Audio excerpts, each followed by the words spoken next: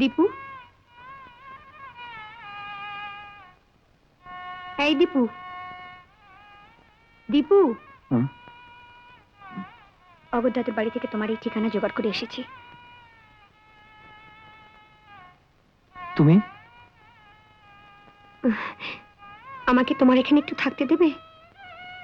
তার মানে? আমি ও বাড়ি ছেড়ে চলে এসেছি। হ্যাঁ, বলছো কি শম্ভু? সতী বাড়ি ছেড়ে চলে গেছে? বাবা নির্মল, তুমি বৌমার নামে একটা কেস ঠুকে দাও দেখিনি। কেস? হ্যাঁ, 1020 টাকার না 1040 টাকার গয়না চুরি করে সে পালিয়ে গেছে। ঠিক আছে, আপনি এই কাগজগুলোতে সই করে দিন তো। তো সব সাদা কাগজ। হ্যাঁ, আপনি নানান কাজে ব্যস্ত থাকেন, সব সময় তো আপনাকে বিরক্ত করা যায় না, কখন কি দরকার পড়ে। ও,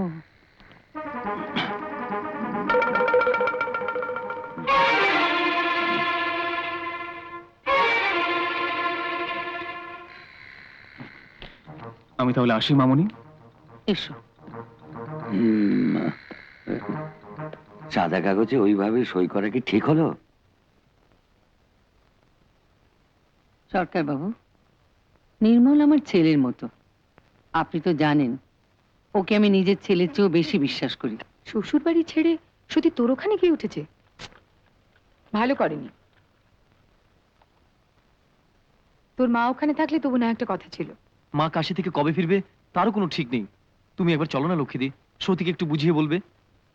আজ তো পারবো না রে দীপু, আজ যে ওকে নিয়ে ডাক্তারের কাছে যেতে হবে। এই ডাক্তারের ওষুধটা কি ভালো জানিস, ও এখন খুব ভালো আছে, দেখবি।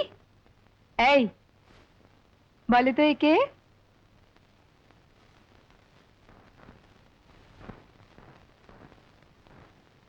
দীপু বাবু।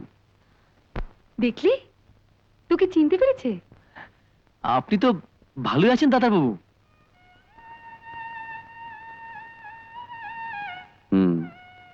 ভালোই আছি, তবে এতটা ভালো না থাকলেই বোধহয় ভালো হতো।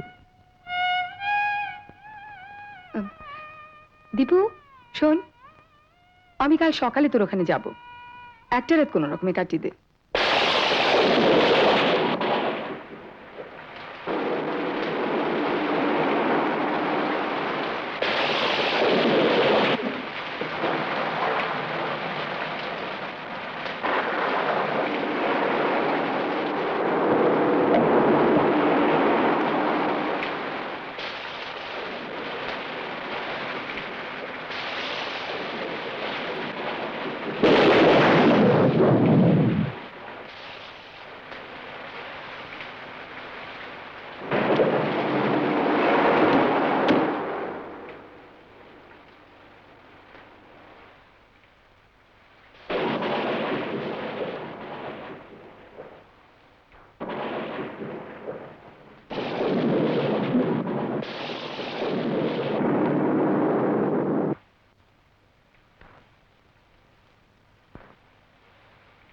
এখানে দাঁড়িয়ে কি করছো?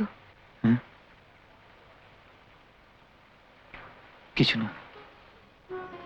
ঘুমোনি? ঘুম আসছিল না। তো আমায় ডাকলে না কেন? দুজনে মিলে গল্প করে রাতটা কাটিয়ে দিতাম। আমাকে নিয়ে রাত জাগতে কলঙ্কের ভয় নেই তোমার? কলঙ্ক?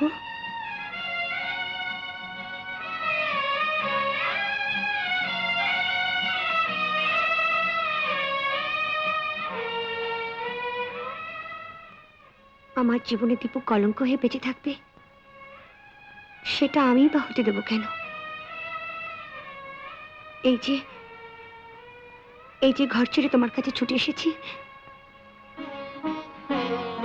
কেন জানো?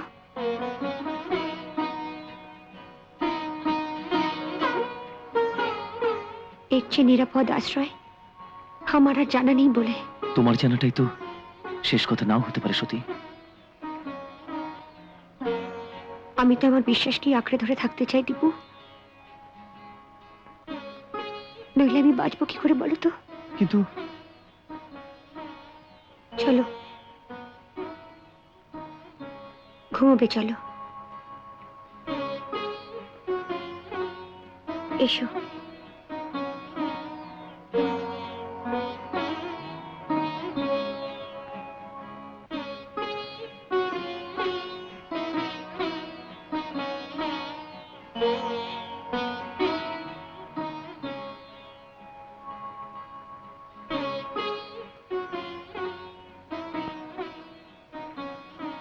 ঘুমিয়ে পড়ো দীপু।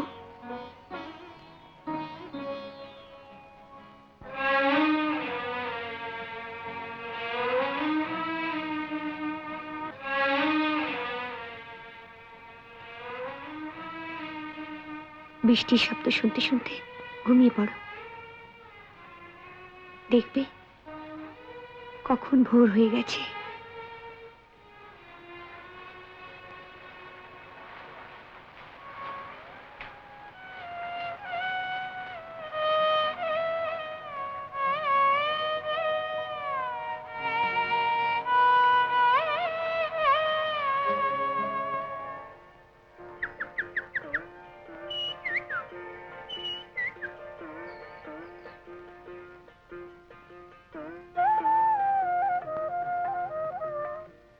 দীপু, দীপু, এই দীপু।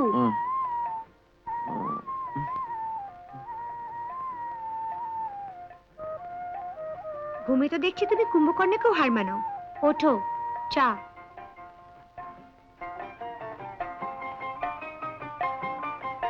আমি তো চা খাই না। জানি আজ খাবে। দীপু, দিদি না? কই রে দীপু? এসেছো লক্ষ্মীদি? হ্যাঁ, সত্যি কোথায়? ওই তো, ওই ঘরে।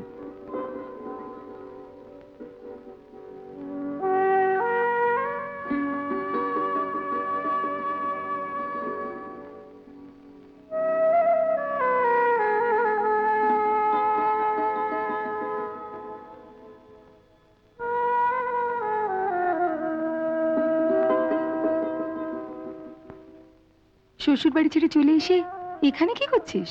সে কৈফত তোকে দিতে হবে নাকি? পাগলি, স্বামীর ঘর ছেড়ে চলে এলে মেয়েদের মান মর্যাদা বাড়ে না রে। থাক, তোকে আর আমাকে মান মর্যাদা শেখাতে হবে না।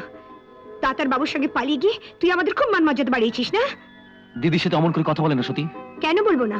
ওর জন্য আমার শ্বশুর বাড়িতে কম হেনস্থা, উঠতে বসতে খোটা শুনতে হয়।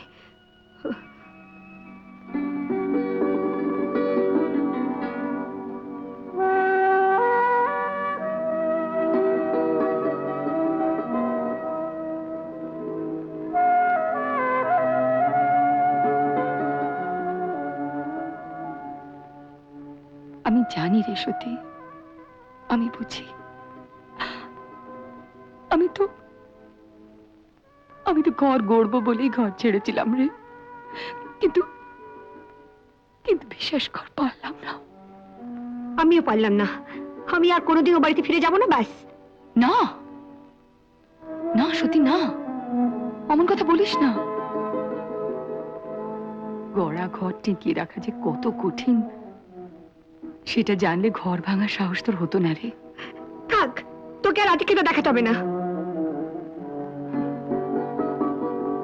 হ্যাঁ রে, আমি মন্দ বলে তোকে দুটো ভালো কথা বলতেও দিবি না? ওসব বলে টলে কোনো লাভ নেই। আমি ভালো মন্দের বাইরে চলে গেছি, আর তুই তো সব কথা জানিস না। জানি, জানি রে সতী। দীপু আমাকে সব বলেছে। শোন শোন, শাশুড়ি কারো চিরকাল থাকে না। তুই দেখিস, একদিন সব ঠিক হয়ে যাবে। ওই ডাইনি বুড়ি আমার ছেলেকে খাইয়ে খাইয়ে মেরে ফেলেছে। কাঁদিস না রে, কাঁদিস না। দেখিস, সনাতন একদিন তো সব দুঃখ ঘুচিয়ে দেবে।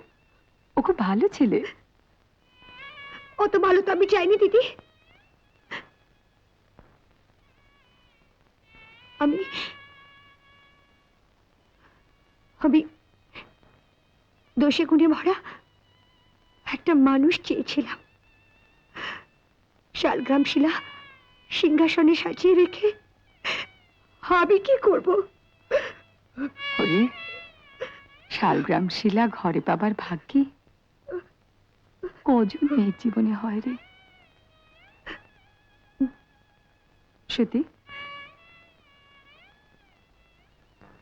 সত্যি বাবার কথাটা একবার ভাব। তোর এসব কথা জানলে তাকে আর বাঁচিয়ে রাখা যাবে না রে। তুই ফিরে যা, আমি বলছি দেখিস সব ঠিক হয়ে যাবে। কি করে ঠিক হয়ে যাবে?